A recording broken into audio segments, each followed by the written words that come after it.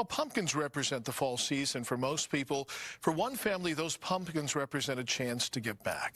Len Ramirez has more on how they're turning their pain into art.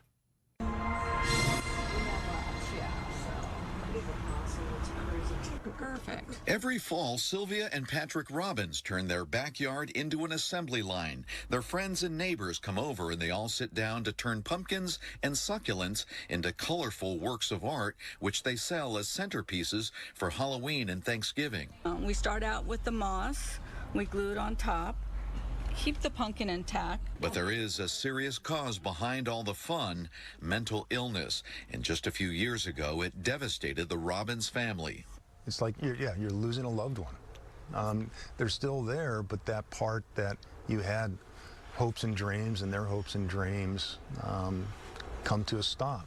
Sylvia and Patrick are talking about a loved one with schizophrenia who isn't being named or shown because publicizing them could trigger an episode. The mental illness came on suddenly when their loved one was a thriving teenager. Especially for a mom who's very emotional, you know, it's just like the person he is no longer there, so really you grieve the person he was. Bewildered by the sudden onset of the disease, they didn't know where to turn, but were searching for answers. On my search, my Google search or whatever, I found NAMI.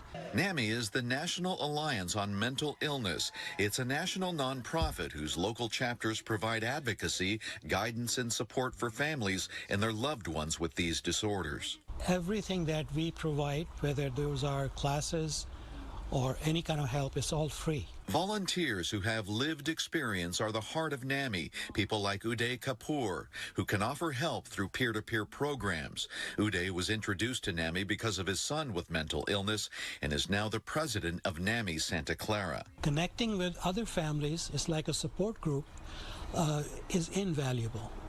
So now we're going to go cut succulents in the yard. For Sylvia, gardening with drought-tolerant plants was a way to relieve the stress of dealing with hospitals, health insurance, and even the legal system. And as her loved one got the care they needed, she wanted to give back. And the succulents like to be cut back, so every October for World Mental Health Day, she started making and selling succulent pumpkins to raise money for NAMI. Since 2018, these pumpkins have brought in over $15,000. I originally just came over to, help support what she was doing, and then just couldn't believe when the numbers came in after the sales, like how much money she'd raised. I feel really good about that. If there's any way I can help a family going through this, I would. Like I said, I wouldn't wish this on any family. It's a horrible disease. Families dealing with mental health issues will tell you that it's a day-to-day struggle and that one of the hardest parts is the feeling of isolation. But as this gathering shows, families don't have to go through it alone. And NAMI chapters are all over the country and the Bay Area. By the way, the Robbins family succulent pumpkins go on sale on October 26. All proceeds benefit NAMI.